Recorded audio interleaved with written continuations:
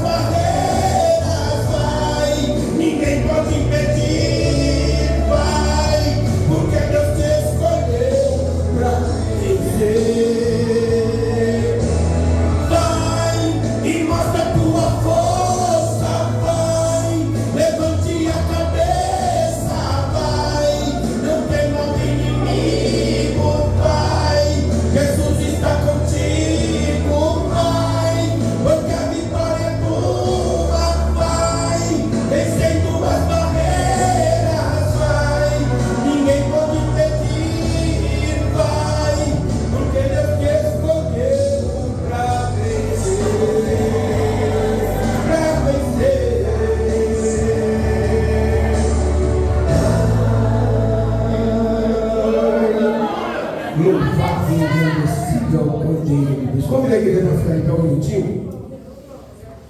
Com referência a essa palavra, no Evangelho, um livro de 2 Reis, um texto conhecido da igreja, capítulo 4, e como está falando alguma coisa que o Espírito de Deus colocar nos nossos corações, que vai falar desta viúva, que Eliseu aumenta o azeite desta viúva. Amém?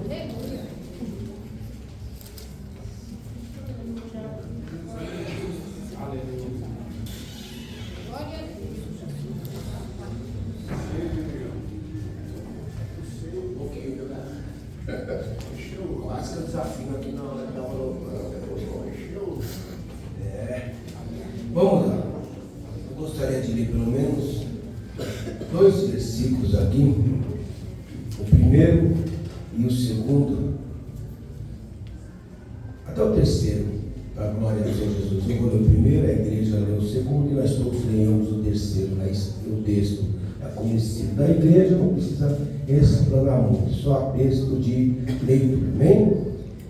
Eliseu aumenta o azeite da viúva. Uma mulher das mulheres filhas dos profetas clamou a Eliseu dizendo: meu marido teu servo morreu, e tu sabes que teu servo temia o Senhor, e veio um credor para levar os meus 2 filhos para serem servos.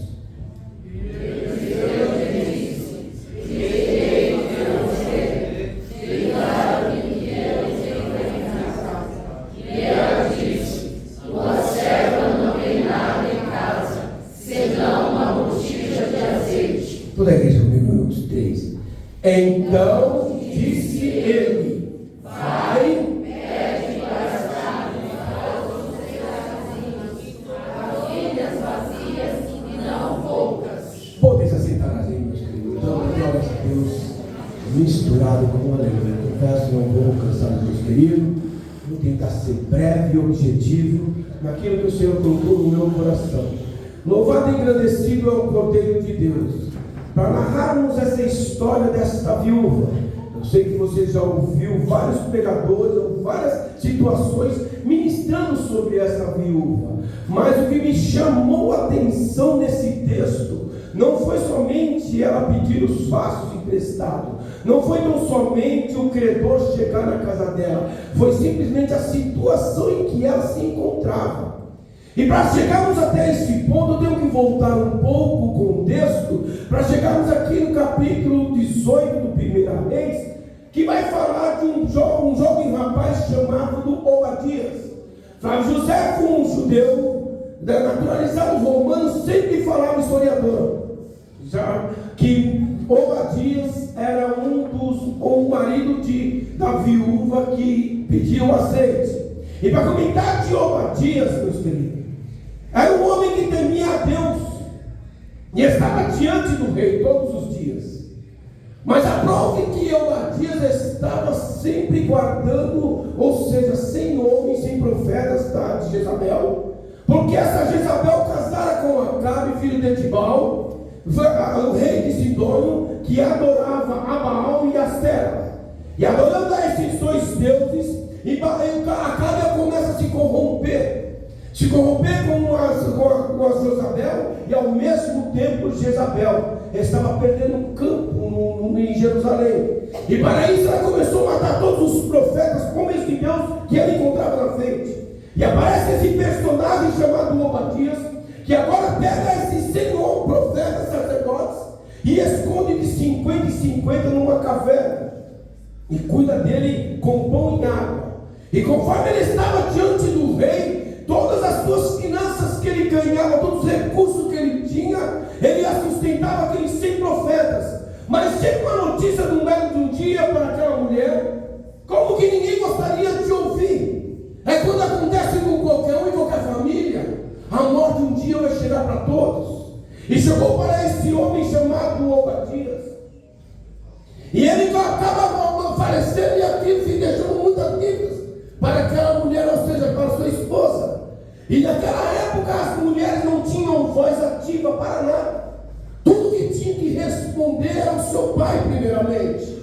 Se o pai morresse, era o seu irmão mais velho que tinha que responder por aquela mulher. E se ela se casasse, quem respondia por ela era seu esposo. E seu esposo, se morresse, o seu filho mais velho tinha que responder. E com isso, a preocupação daquela mulher é não somente com seus dois filhos que iam ser levados a escravidão daqueles homens para pagar a sua dívida. E a mulher estava preocupada com essa situação. E agora o credor chega na casa dela.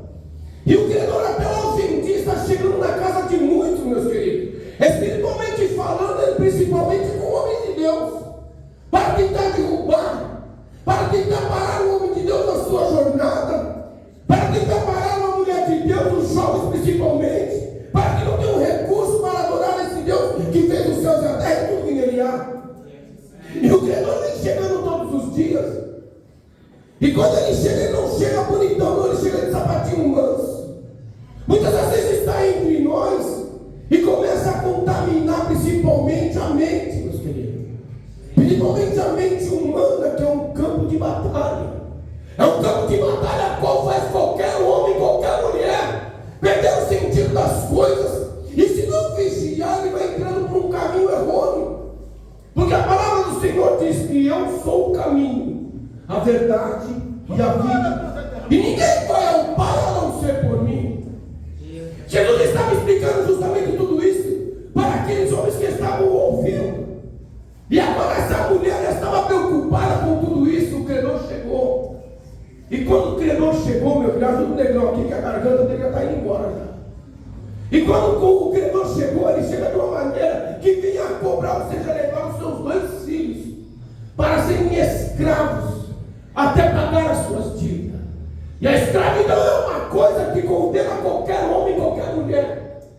Como eu estava dizendo, principalmente no campo de batalha. Em 2 Pedro capítulo 2, versículo 19, diz: lembrando-se deles mesmos da própria corrupção. Porque de quem alguém é vencido, do tal também se faz servo. De quem alguém é vencido do vício, de quem é vencido de drogas, de quem é vencido da concupiscência, principalmente da carne. Concupiscência da carne é o desejo de ser incontrolável do sexo. Aquelas pessoas que não têm a mente controlada começam a entrar por esse caminho. E para ser livre não é como a gente andar por aí e vir. Não dá satisfação para ninguém. Ser livre não é ser desta maneira. Ser livre é você ser um homem de Deus e com a tua mente sã e santa diante do Senhor. Ser livre é como está escrito aqui em João capítulo 6. Conhecereis a verdade vos libertará. Se o Filho do Homem vos libertar, verdadeiramente sereis livres. Jesus estava explicando isso aí para a multidão. E muitos estavam dizendo que ainda era filho de Abraão. E como poderia ser escravo de alguma coisa? E Jesus fala nitidamente: aquele que comete pecado é escravo do pecado. Aquele que comete o engano é escravo da escravidão do engano. Aquele que comete adultério, aquele que comete pornografia, aquele que comete concupiscência dos olhos, é escravo desse tipo de situação. O Senhor estava colocando isso no meu coração hoje à tarde. Eu só pedi para o Senhor me dar graça para ministrar essa palavra.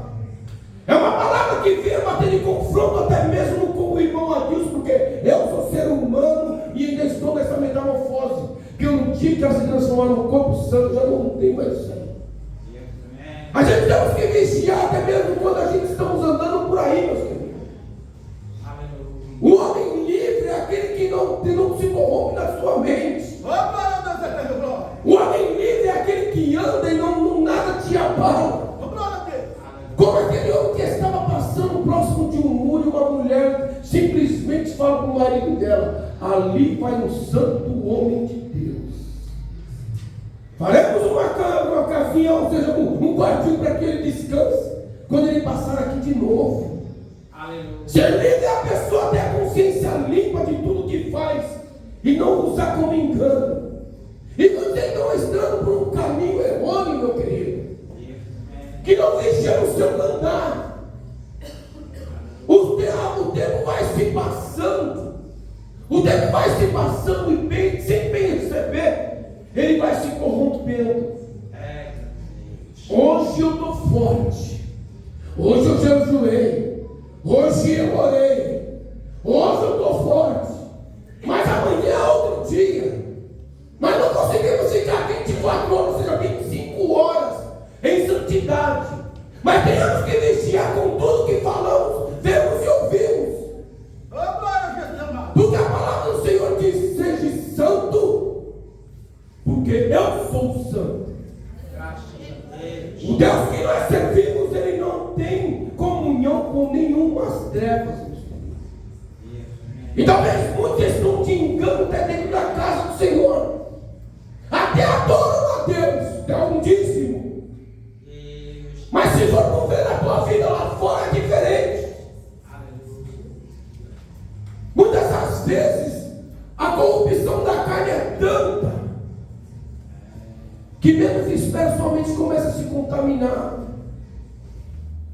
E nós tenhamos que descer por muito mais ainda. Louvo a Deus, meus queridos, que aqui nessa igreja não tem, não. Aleluia. Mas na igreja do meu primo lá tem. Aqui tem oração de segunda, para que você fortifique na graça que é em Cristo. Se eu não me engano, tem oração de sábado, para que você fortaleça o teu corpo. Porque os dias são maus e a consciência da carne está estampada por aí. Homens de Deus estão vacilando no seu caminhar.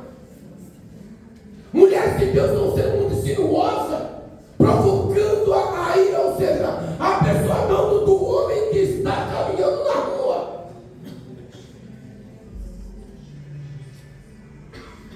A gente temos que andar em santidade. Porque quando alguém olhar para o irmão Marcos, você tem que ver alguma coisa diferente. Aleluia. Desse caso aqui, o credor foi diferente, meus queridos. Ele veio para levar os filhos daquela mulher escravo para pagar a sua dívida. E louva a Deus que a nossa dívida já foi paga ali na cruz. Que senão nós estaremos perdidos hoje em dia. A nossa dívida já foi paga. Mas muitos estão tentando pegar uma brechinha para tentar se contaminar de novo. Muitos estão tentando se contaminar de novo. A palavra do Senhor nos diz: chegai-vos a Deus, e Ele chegará a vós. Limpai os vossos corações de duplo ânimo. O que significa isso, irmão Deus? É a pessoa que não tem firmeza nas coisas do Senhor, meus queridos. Estou pegando para crente aqui, pessoal. Bom, a gente também está recebendo a palavra. Porque vem assim, ó. Primeiramente para o negrão aqui. Se o Senhor fosse pesar o negrão na balança aqui, eu não estaria aqui em cima. Sou muito falho ainda. Tem muita coisa que tem que melhorar no negrão. Tem muita coisa ainda. Mas a palavra vem a nos dizer, meus queridos: chegai-vos a Deus, e Ele chegará a vós. Limpai os vossos corações de duplo ânimo. Quando nós chegamos a Deus, meus queridos, Ele está pronto para nos ouvir em todas as situações da nossa vida.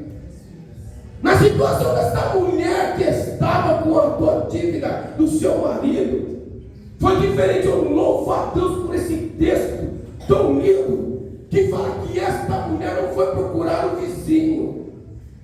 Ela não foi procurar o seu melhor amigo.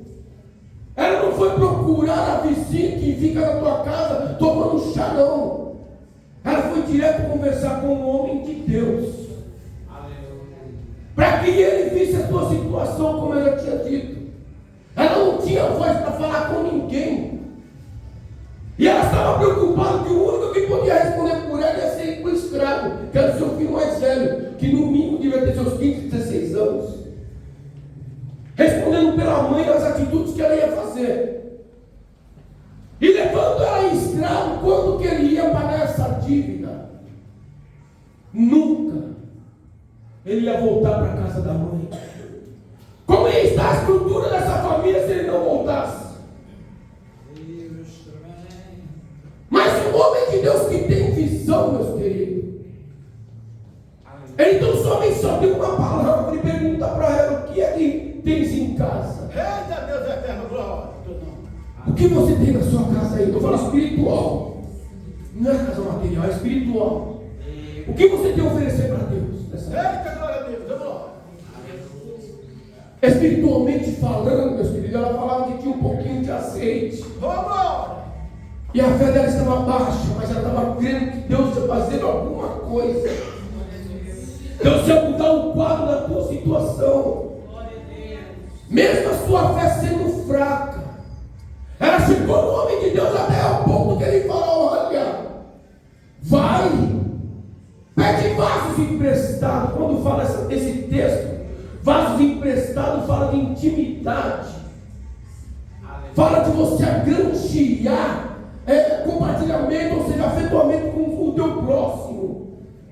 Imagina se ela fosse me desculpa usar essa expressão, uma velha ranzinza, encrenqueira, fofoqueira. Imagina se ela tivesse um problema com o vizinho da direita. Imagina se ela tivesse um problema com a sociedade. Como ela ia conseguir encher esses vasos de azeite? Ninguém ia emprestar para ela, mas eu louvo a Deus que pela atitude dela, agora ela falou para o homem de Deus que meu marido, teu servo, era fiel a Deus.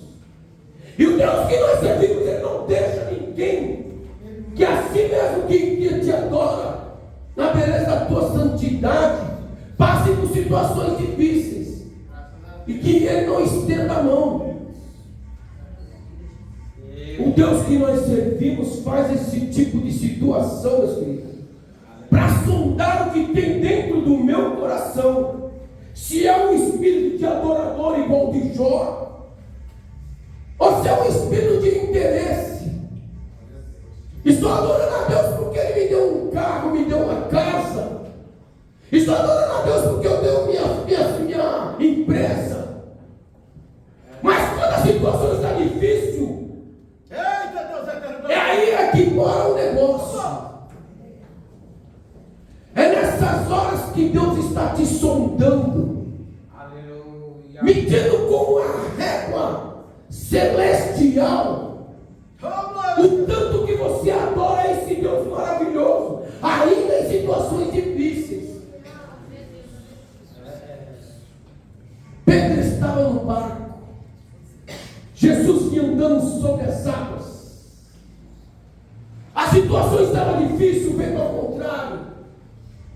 Os discípulos estavam atônitos e assustados, mas ele estava crendo que, meio dos ventos fortes na vida daqueles discípulos, Jesus foi de encontro com ele por cima do mar. Aleluia! Pedro grita para o Senhor Jesus: se és tu, faça-me andar por cima das águas.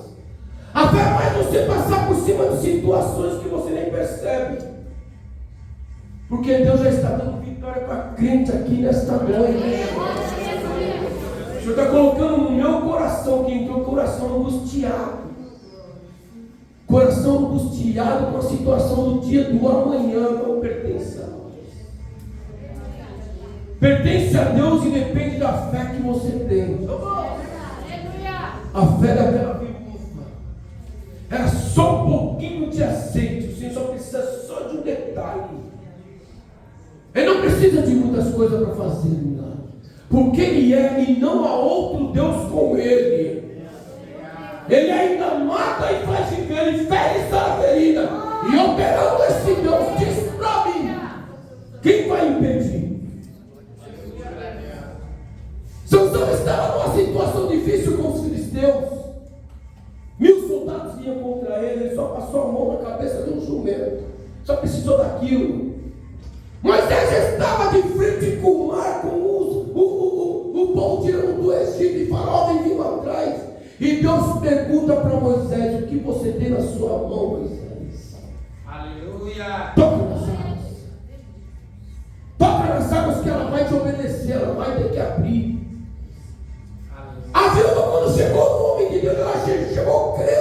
que alguma coisa Deus ia fazer na vida dela. E ela não dá a história dela. A dívida dela não se paga com qualquer coisinhas não, meu querido. A dívida dela foi paga justamente com a sua fé. E muitas das vezes nós deixamos passar batidas esse tipo de situação. O problema é quando chega na nossa vida. A situação quando está constrangedora. Quando eu falo constrangedora, meus queridos, é quando está fora de controle. Que enquanto eu tenho recurso, o meu braço forte pode. Mas quando acabam-se os recursos, quando se acabam-se as forças, quando o vento está totalmente ao contrário, como estava na vida daquela mulher, ela disse muito bem: eu só tenho um pouquinho de azeite numa botija, na minha casa não tem nada. Então entenda comigo. Se ela falou que não tem nada, é sinal que o credor já não está vindo antes dessa última visita. E naquela época a lei dava até autoridade para que o credor fosse na casa da pessoa que estava devendo e pegasse o que tinham de mais valor para pagar a dívida.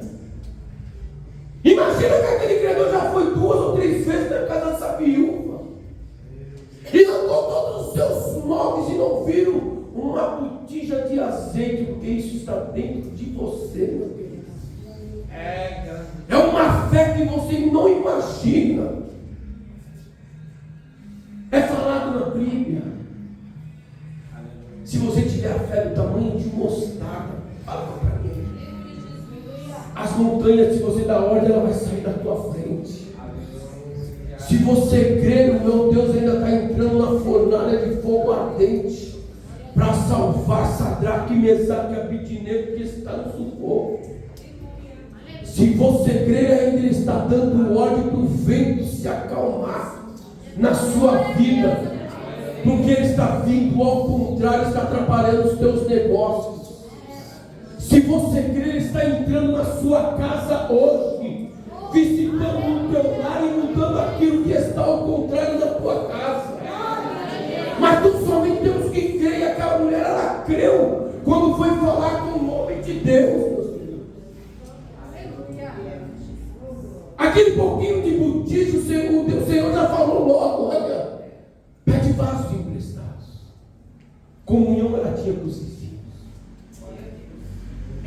Vai você e teus filhos para a tua casa, fecha a porta e deita o azeite nos vasos, meus queridos.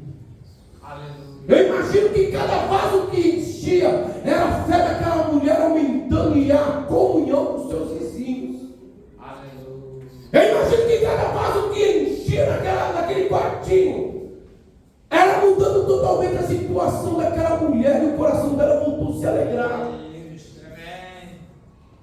Ela não estava mais olhando para a sociedade com o olhar de Carlos Baixo, estava olhando para a sociedade com a cabeça erguida, porque sabia que Deus ia fazer alguma coisa sobre isso. Quando acaba de se encher os vasos, ou seja, de encher os vasos, ela ainda pergunta para o teu filho: mais vasos? E os vasos se acabaram. É a mesma coisa o Espírito Santo de Deus na sua vida.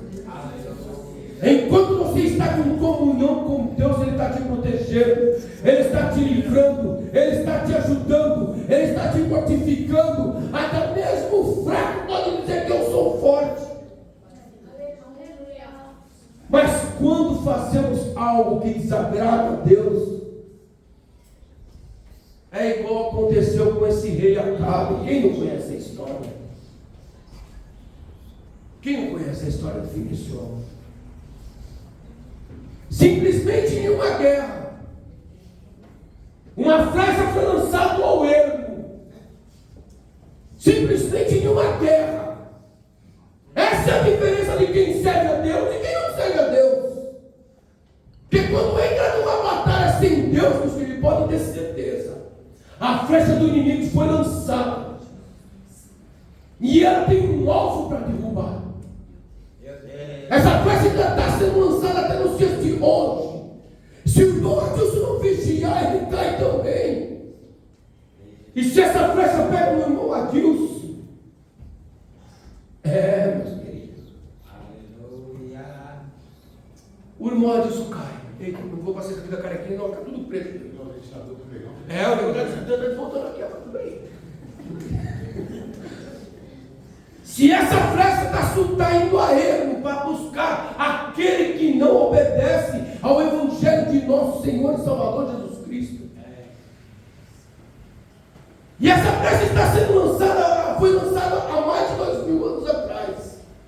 E ela está procurando um alvo até hoje em dia. Eu louvo a Deus que essa igreja está debaixo da mão potente. Aleluia!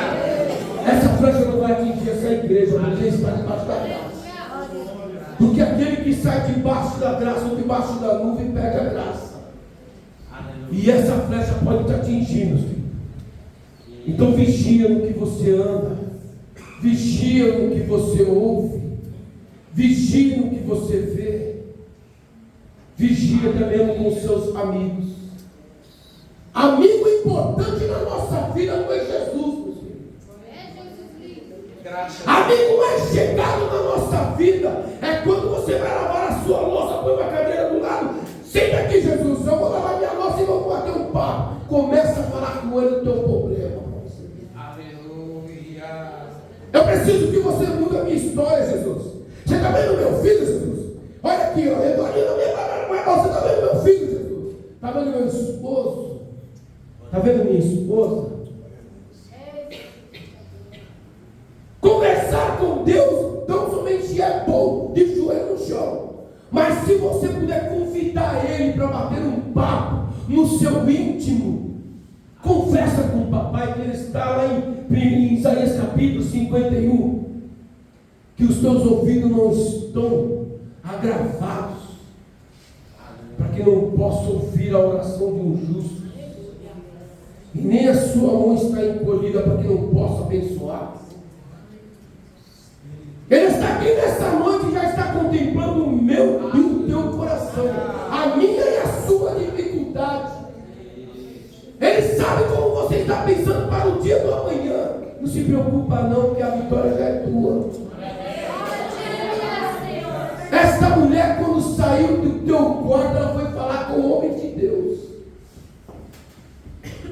que acabou o azeite. O que ela vai fazer? O conselho foi muito bonito. É o que o Senhor fala para você nesta noite. Aleluia. Vai com a sua força, como foi lançado, louvado nessa noite. Não tema o inimigo. Levante a sua cabeça. Enfrenta o inimigo, porque a vitória já é tua. O Senhor já colocou o espírito de fortaleza na tua vida, e não de covardia. Chega-se a esse Deus e fala com Ele o teu problema, da sua família, a tua dificuldade.